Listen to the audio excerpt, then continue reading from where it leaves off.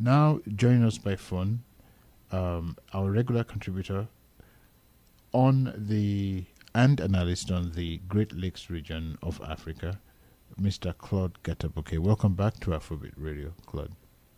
Thank you, Wei. Thank you for having me. Claude Gatebuke is a human rights advocate and Rwandan genocide and civil war survivor. He is the executive director for the African Great Lakes Action Network, an organization whose mission is to bring peace, justice, and prosperity in the Great Lakes region of Africa. Now, there are a number of people, young listeners, we hope. We've been playing young people's music, so we hope they're listening to us, who may not know who Victoire Ingabire is. So, who is Victoire Ingabire? Can you tell us a little bit about her and why she was released recently? Yeah, so Victoire Ingabire is she's the leader of an opposition party in Rwanda, and it's called the FDU in Inkingi, and it's the Democratic Forces, and Inkingi is the Rwandan piece of the name. She lived in Europe for almost 2 decades. She actually wasn't in Rwanda during the genocide, fortunately, so she didn't experience the genocide. Then in 2010, she returned to Rwanda, and her intentions was to register her opposition party and run for the presidency. Instead of letting her register her party, a whole bunch of barriers were put up, and she was stopped from registering her party. In turn, she was also stopped from running for presidency, and instead, she was thrown into prison for a speech that she made at the Genocide Memorial in Kigali, where she basically stated that it's a good thing that we commemorate the Tutsi victims of the genocide in Rwanda, but also must commemorate all other victims who perished during that period in Rwanda. And what that basically means is she was talking about victims who were killed by the RPF, who happened to be the party in power led by President Kagame. So they did not take nicely to it, which is basically that's par for the course. This is what the government of Rwanda does. Anytime you talk about the crimes that they've committed in the past or are committing now, you are accused of having genocide ideology. That's what happened to her. For simply saying we should remember all victims, she was labeled and accused and convicted on trumped-up charges of genocide ideology. She initially was sentenced to 8 years. She appealed, and they gave her 15 years. In 2018, last year, so for years, a lot of various groups, including our organization, had been putting a lot of pressure, especially our organization especially focuses on the donors, countries like the U.S. and the U.K. and others, to use that as a pressure point to bring about justice in the area, or at least to hold this Kagame, who is their big ally, accountable for the injustices that he's committing against Rwandans. So with all of that pressure, plus Rwanda was also trying to place the former foreign minister, Louise Mushikiwabo, into the Francophonie as the leader of the Francophonie. So as part of all of that, in order to meet the requirements, they released Victoire to show that, hey, we are a country that, practices justice, and, she was given some type of clemency by the president, which, Kagame is not a forgiving person. He's actually a very vindictive person who will even go after his own comrades, people that he fought with, people that were very, very close to him.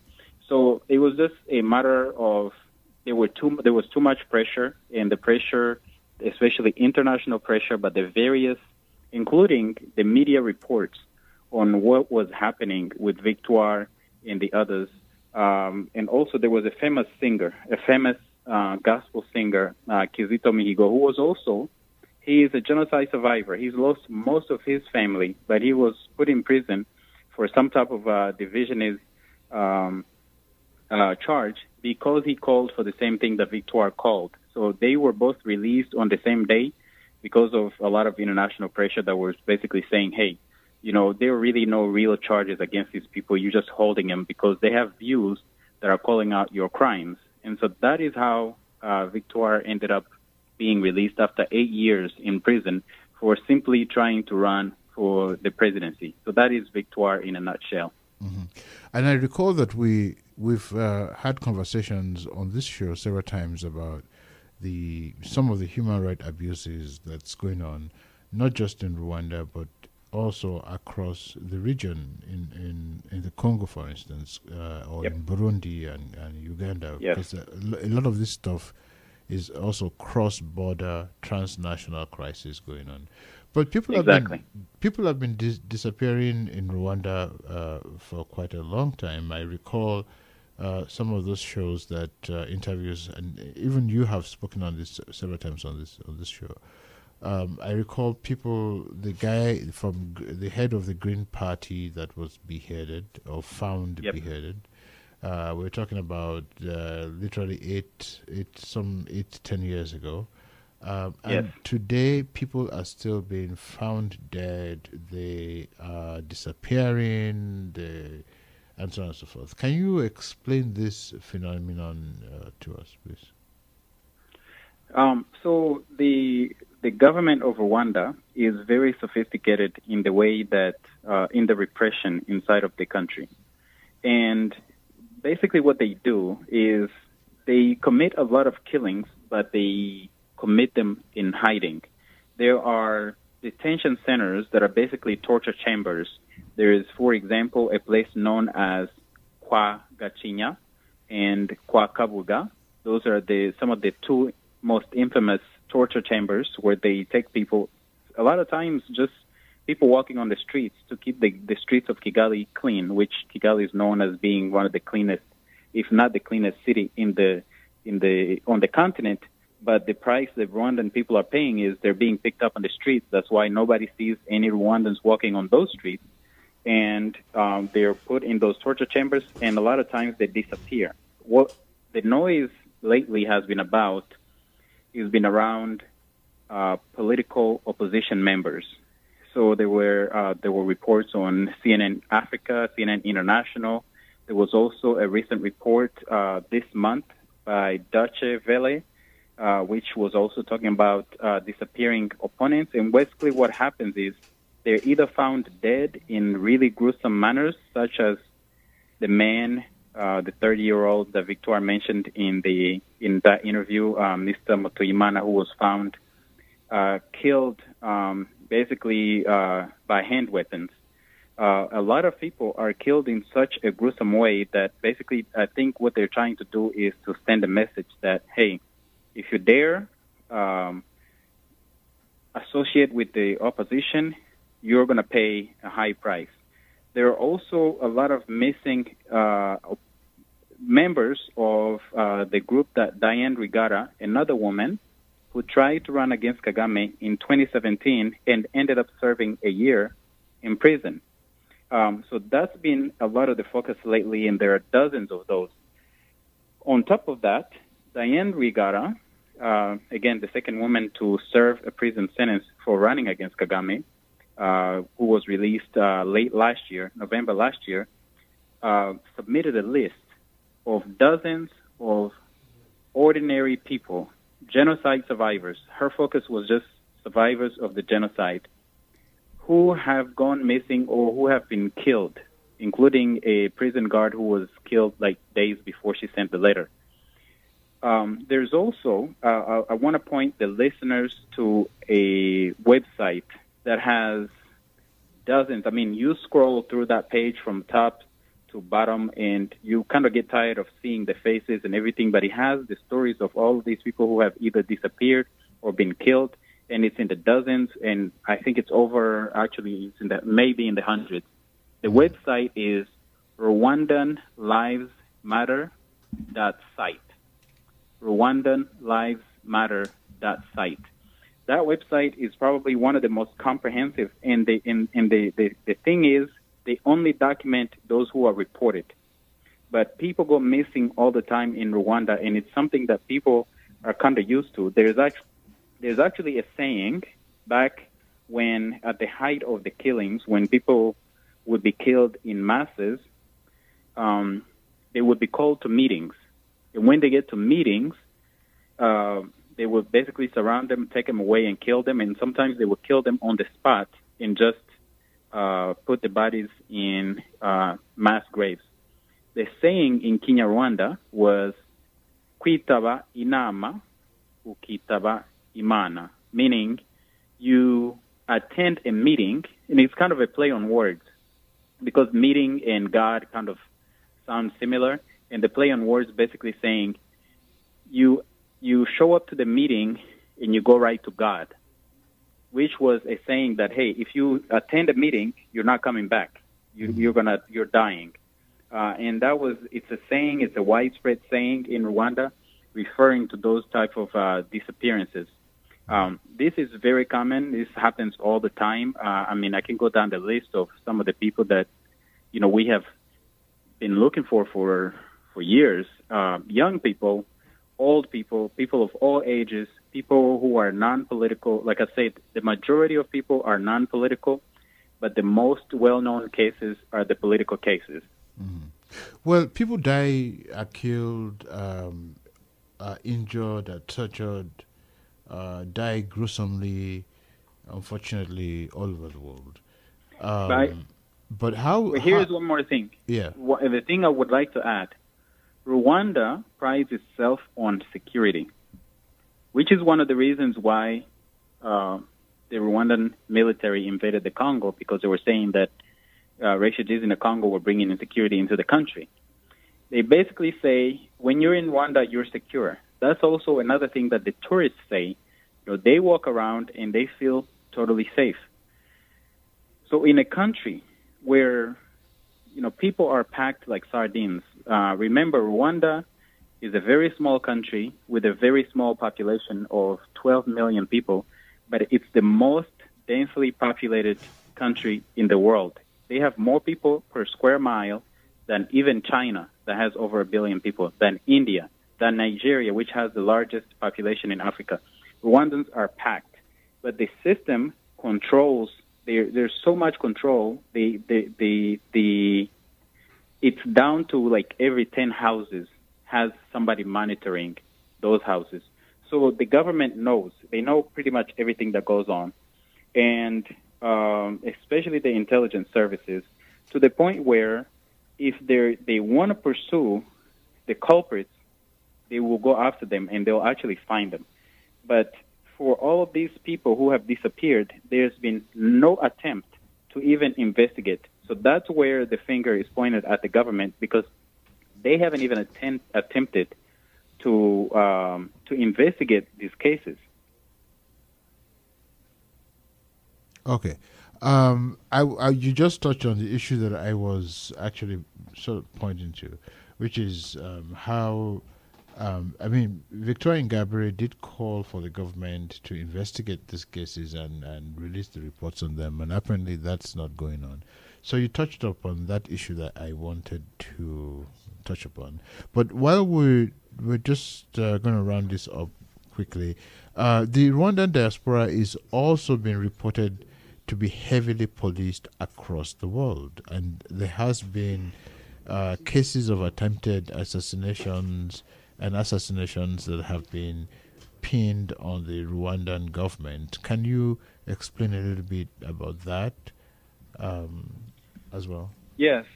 Actually, that kind of goes along with what I was saying. Every 10 houses in Rwanda are under monitoring by the intelligence and security services. Same thing with the diaspora. The embassies and the high, I think they're called high commissions, they basically run the operations of spies all over the world, including here in the U.S. And all of these these other countries, Canada, any Western countries, in Africa, there's been assassinations. I'll give you a few examples, and then I'll give you attempted assassinations. There was an assassination in 2014 of a former leader of the intelligence services who was criticizing Kagame. The court in South Africa said the mission to kill him came from Rwanda. Just in June, a former bodyguard of Paul Kagame, who's been criticizing him in South Africa, was also killed, and the court has been pointing to the government of Rwanda being involved. In Kenya, there was a shooting of a former cabinet member from Rwanda, Seth Sendashonga, and a member of the embassy, a diplomat, was found with a hot gun. This was an attempt. Then he ended up killed. In March of this year, I think it was March 10th or 11th of this year, 2019, Paul Kagame himself, in a speech, said that Seth Sendashonga was killed for crossing a red line. On April 13th, 2010, Paul Kagame, speaking to Parliament, swearing in his military leaders, said about the refugees in the Congo, he said, "We went into the Congo, we went after those refugees, and we shot the ones that we wanted to shoot, and we brought back whoever we wanted to bring back." Those are his own words. There is also a report from ABC News in Australia that came out this last weekend, where refugees and exiles in Australia are being harassed, and some of them have been, they have death threats. There are videos of that report, and in the targets are speaking in that video. One man named Karisa Mubarak is speaking into, talking about his ordeal and the threats from the embassy and the pursuit against him in Australia. Australia is so far away from Rwanda that, I think you got to travel like 16, 17 hours by plane to actually get there. So this is how far they pursue people. There was an attempted assassination last year in London against another critic of Kagame, who happens to be a former bodyguard of Kagame. There was another attempted murder in London again. These have been intercepted against a human rights activist who also happened to, his name is Jene Mugenzi. When he traveled to Belgium, he had to go under monitoring by the police because of the threats by the embassy in Belgium. So it's like all over the world, there are all of these attempted assassinations, and there are all these spies who are carrying out these underground activities against refugees, partly and exiles, partly to intimidate the people, partly to recruit more people to either help them or to just do not voice any kind of criticism of Kagame. That's how far he goes in terms of pursuing Rwandans and trying to silence them. And so I know that earlier you said people die all over the world. That is true. But the way people are being killed, the mysterious ways or non-mysterious ways it's happening, people getting strangled in hotels, it's just, you can tell there is foul play, and there's been documentation, and there's been witnesses, and there's been, sometimes they're caught on tape. There's also a tape where they were hiring an assassin. The assassin, instead of taking the mission, he recorded the voices of two of Kagame's leaders. One of them is a General Jack Nziza. So it's just so widespread, and it's so global, it's so everywhere that Rwandans walk around in fear. Although I think that's probably not the best thing to do. The best thing to do is to speak out and make sure that the world knows that this is happening, so that he can be held accountable, and all of those generals and leaders in the country who are part of it can be sanctioned around the world. Quickly before you go, Paul Kagame is a darling of Western donors, of Western capitalist governments, and so on and so forth. and Western media, he's been promoted as one of the most successful Most heads of progressive, states, right? Most biggest progressive. visionary. Can you speak to that? Yeah, he's the darling I mean, of the West. that's a contradiction that somebody's carrying out. Well, I guess when it comes to Africa, it's really not a contradiction in terms of how the West relates to Africa, but It's not. Basically, what Kagame is today is what Mobutu Sese Seko was yesterday. or Idi Amin or any of Yes, those. or Idi Amin or a lot of the other dictators around the continent used to be for Western countries. They are puppets of the West. Kagame likes to put on this mask and pretends to be a Pan-Africanist, but there's no way you can be a Pan-Africanist. There's no way you can be for Africa when you're responsible for invading your neighbors and killing millions of people and displacing millions of people. A whole generation of people in the Congo have been displaced and all of that. But back to the issue of the Western donors. He is a servant of the West.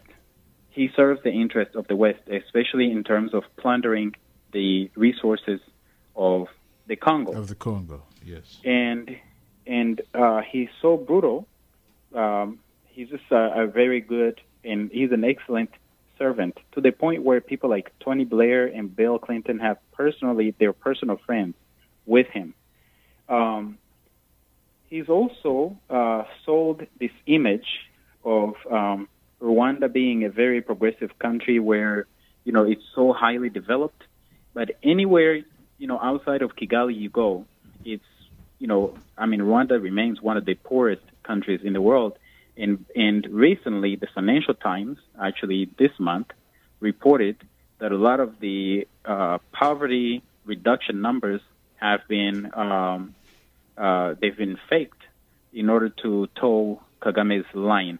But just as you said, America and Western countries have a long, long history of supporting friendly tyrants. I give a few examples. There is Saddam Hussein, there is Osama bin Laden, there is Pinochet.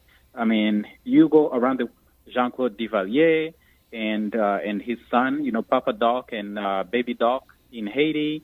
I mean, all over the Caribbean, all over South America, all over Africa. With Mobutu and apartheid South Africa.